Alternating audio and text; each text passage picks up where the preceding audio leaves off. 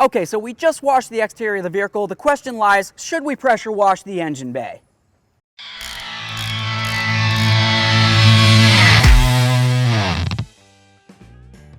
Hey friends, it's Len here from 1A Auto. If you have a question on whether or not you should be pressure washing your engine compartment, I wanted to go over a couple things you should think about.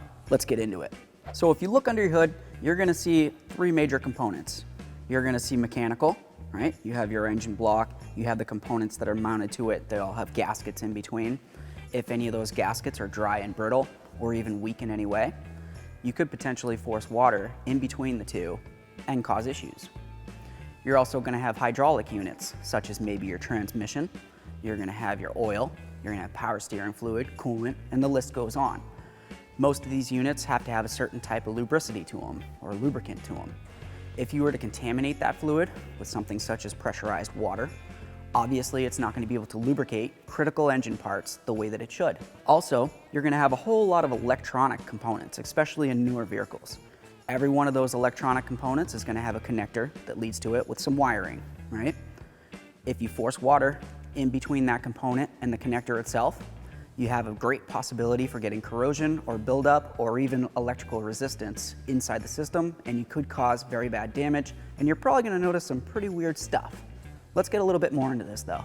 So in this video, I'm gonna show you all sorts of different vehicles, but mainly every vehicle is gonna have a brake master cylinder. If I was to spray water at this under high pressure, just to get off this little bit of dirt, is there a possibility I can get water under there and contaminate my brake fluid? Yeah. Would that be a safety issue? Yeah, absolutely. We also have our battery here. A lot of batteries have caps on the top. These are for vents.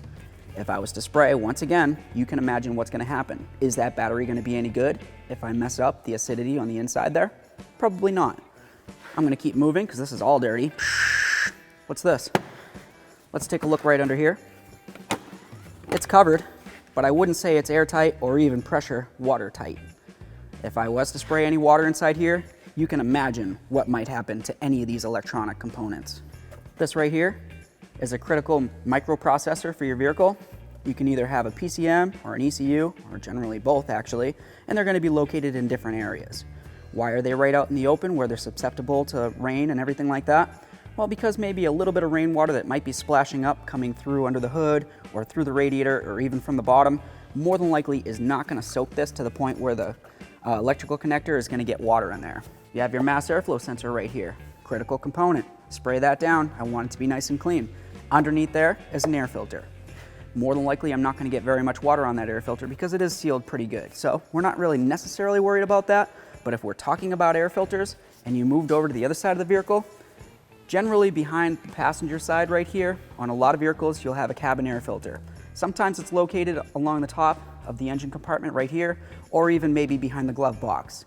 If it is behind this area right there and I force water in there, your cabin air filter is gonna be wet, and something that's wet that dries slowly is gonna eventually get mold or even other types of spores in there. So is that a safety issue? I would definitely say that's a safety issue.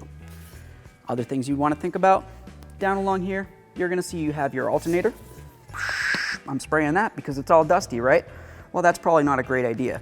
Yeah, I'm cleaning it up and it's gonna look great, but there's stuff inside there that needs to be able to function properly, and it's not supposed to be sprayed directly with water like this would be. There are, of course, other issues that you might run into if you were spraying electrical connectors, because there's a whole bunch of different things. There's gonna be sensors, there's gonna be actuators, there's gonna be computers, there's all sorts of things inside your engine compartment that you just should not force water into. Now, in all honesty, it's really not even a good idea to pressure wash older vehicles, because if you look underneath the air filter area, you're gonna see right back here where your distributor cap is. Distributor caps are very susceptible to water damage, mainly because of the seal that goes along the bottom of the base.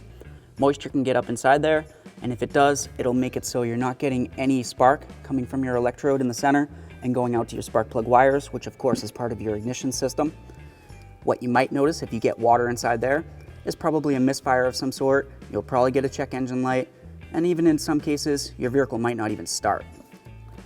Also, since we just lifted up the air filter, you're gonna see that there should be a seal right about here, and then of course one underneath that plate as well. If I was spraying directly underneath this area, is there a possibility I can get water in between this? Yeah, especially if these were loose. If I get water in where the air is supposed to be getting drawn into the engine, Obviously, I'm not going to get the proper combustion that I need to run the engine. So more than likely, the engine's either once again going to misfire or even not start.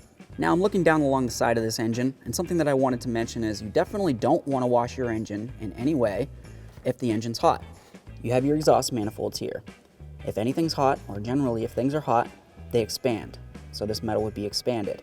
And then let's say you go ahead and you wash it down and you just spray it for an extended period of time, cooling it very rapidly. If you cool something that was very hot rapidly, more than likely it's going to crack or break in some way, in which case you probably see a crack along here or along pretty much one of the bends generally. And you might also get issues with your O2 sensors. So now if you're looking up along the top of your engine, you're going to see your valve covers, and more than likely they're probably pretty dirty, so you'd want to clean those down as well. The problem with that is you're going to have your oil cap usually on it, and the oil cap just has a little seal under there. That seal isn't necessarily supposed to have water being sprayed at it under pressure, so if water happened to seep by, it's going to make its way right inside your crankcase, in with the engine oil, and you can imagine what that would do to the engine. Some vehicles will actually have covers over some of their integral parts. This right here is a coilover. The spark plugs are going to be located in the engine just underneath this. Obviously you can tell that it's less likely to get moisture issues on something like this rather than that distributor that I showed you a second ago. But of course there is still an electrical connector that if you force water into, it's going to cause an issue. Okay, so we're going to say we decided not to use this pressure washer here. That's great. We decided to maybe use a regular hose. Even using a regular hose, you could still potentially get water inside of those electrical items. So once again, just be super careful. Be very careful for electrical and especially hydraulic. If you get water inside your braking system, your oil, your transmission fluid, you're going to have major issues. Once again, water inside your electrical system as well is not a good thing. You're probably going to get some engine light codes on, maybe a traction light, maybe an ABS light. Your car might start doing some really fluky things. If you're going to clean down your engine, just kind of do it with very low pressure, make sure your engine's cool, and just kind of clean the areas that you feel as though you need to. Alright, so if you liked the video, make sure you smash on that like button for me. It would mean the world. If you learned something, or if you got something to say, please leave it in the comment section. I'd love to hear from you. While you're at it, why don't you go ahead and subscribe and ring the bell. That way there you can be kept up with all of our latest content. Thanks. Thanks for watching. Visit 1AAuto.com for quality auto parts shipped to your door, the place for DIY auto repair. And if you enjoyed this video, please click the subscribe button.